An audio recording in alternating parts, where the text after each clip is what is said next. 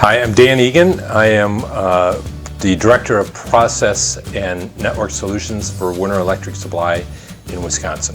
There's a definite need in the industry for collaborative partnership. Our customers are all suffering from workplace shortage. Things that used to be a guy dedicated to going around and checking process loops every week, every month, every year, that guy doesn't exist anymore. Studies show that poor PID performance significantly impacts production and profitability. The typical facility relies on hundreds if not thousands of control loops to regulate production. With so many, it can be challenging just to identify problems, let alone isolate the associated root causes. PlantESP is a plant-wide monitoring and diagnostic solution that proactively identifies issues, isolates root causes, and recommends corrective actions. PlantESP keeps a constant watch on controller performance so users can focus on optimization.